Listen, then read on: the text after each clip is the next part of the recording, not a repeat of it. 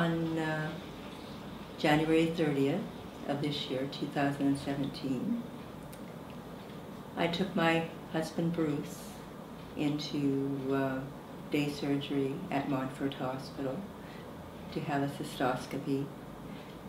That was about 1:30, 2 o'clock. We came out about 3:30. And he started having a lot of pain and shaking. So the doctor put in a catheter so it would be, make sure that he would be able to void afterwards. We went to the drugstore to get his medication for pain, and he started shaking more then, and being really cold and being sleepy. And we got into the car to come back to the residence.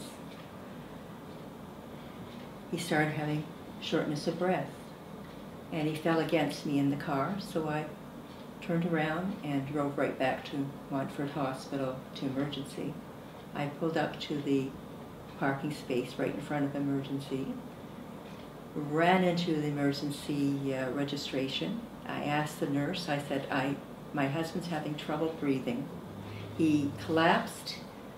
I need somebody to help me get him in here. She responded, I can't come out. We're not supposed to come out to help anybody. And why didn't you call an ambulance? So I ran out to the curb, saw two men in the driveway of the ambulance bay smoking. I called over to them and they willingly came over. They were staff, they had a tag on them. They came and brought Bruce out. He had collapsed across the driver's seat, and so one had to go to one side of the car, the other, and they pulled him out and put him in a wheelchair and took him up to the entrance to the emergency for me. I went in, I asked the nurse, he's passed out, his eyes are rolling back on his head, he's having trouble breathing. Well, go wait in the waiting room, I was told.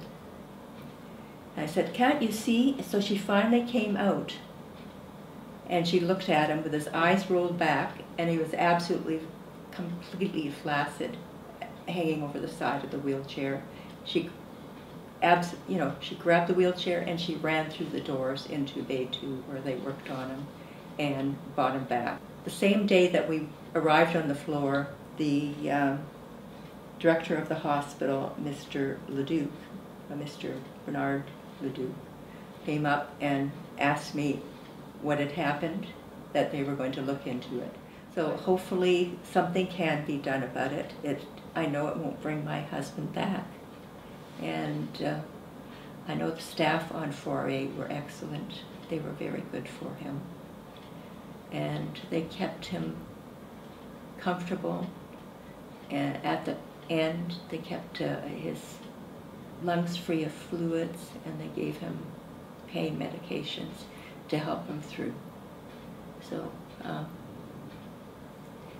when he died, I washed him and got him ready to be wrapped up and for the morgue. And the hardest thing was to leave him there. But I brought him home today.